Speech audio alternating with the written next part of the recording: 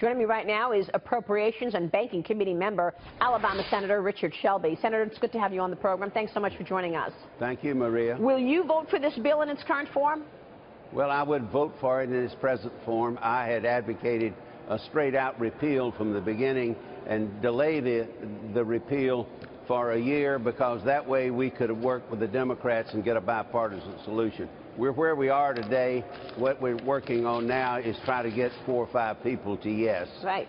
You've got 10 senators basically saying, look, they can't support this bill in its current form. What's the major problem here? Is this all about the Medicaid expansion?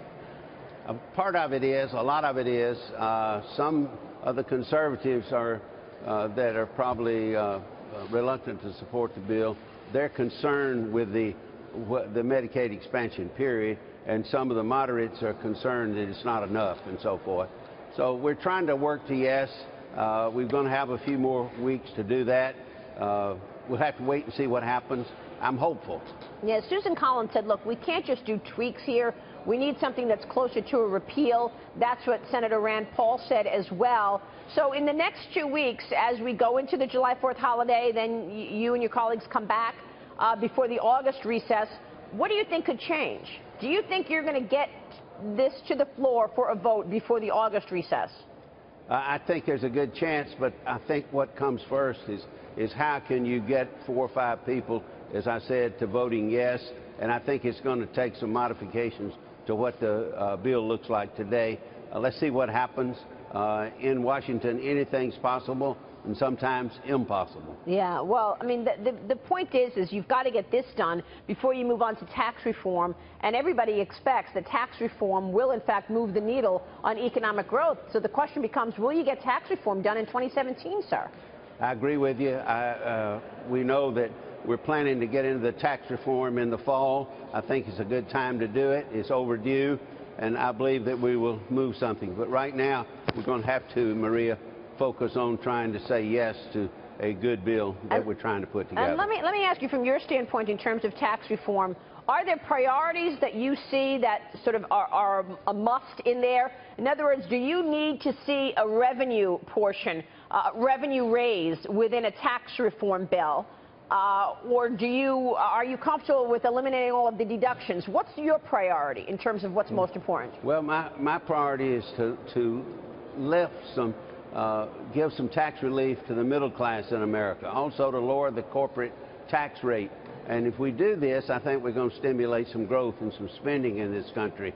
But we've got to look at the balance, because once you cut taxes, you could have an imbalance, a big deficit, and so forth. So it's very complicated, but it's doable, and I think it's the right thing to do for the American people and our economy. So does that mean that you are in favor of a border adjustment tax, since you're saying you've got to get revenue in there? How are you going to get revenue in there? Well, the border adjustment tax has problems of its own. It would bring a lot of revenue in, as you just referenced. But it would also, since we're importing and exporting all the time, we have globalization. We better watch the ramifications of a border adjustment tax. It's still probably going to be debated. I doubt it will pass. All right. Well, so you're not a fan of that then, because do you try to find revenue somewhere else is really the question. Well, because they were talking about that border adjustment tax raising $1 trillion in 10 years. That would, but you also, what would it do to the economy too? Pluses and minuses everywhere we go. Let me ask you about the banking sector. Obviously, you've done so much work in terms of regulatory reform. Banks passed the first round of the Federal Reserve's annual stress test this week. The Fed is going to release the second round of test results today. As a member of the Banking Committee, what do you believe the President's proposal to roll back regulations will mean for the industry, and how important are these stress tests and this, this new environment around the banks? How would you characterize the sector?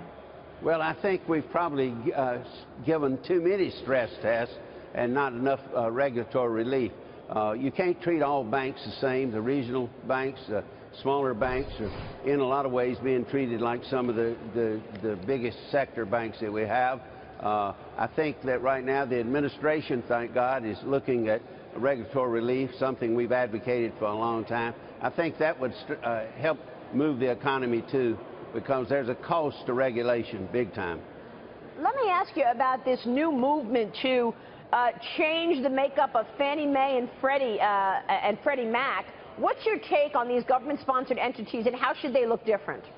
That's a difficult choice. It's a difficult job. I've tried it before, and I wish Senator Corker and Warner well.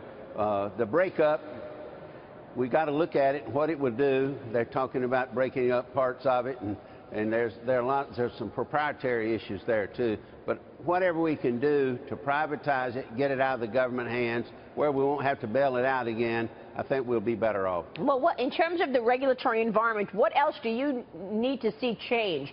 This is probably one area that the president and this administration has had real success on in terms of rolling back regulations around Dodd-Frank and other financial services regulations. Well, Dodd-Frank, I thought, was a nightmare for a lot of the financial institutions and for the American people. It put a lot of cost on people. I think we need regulation, but we need smart regulation. We need certain regulation, not a lot of ambiguity. Dodd-Frank brought a lot of ambiguity and a lot of regulation and a lot of cost. Yeah, so you want that to continue to change then? Absolutely, Maria. Yeah. What do you think your biggest priority will be this year, 2017, in terms of legislation, Senator? Well, my goal would be in the Senate bona fide, meaningful, substantive tax relief. We need it badly. All right. We'll be watching. Senator, thanks so much for joining us. We appreciate it. Senator Richard Shelby joining us there.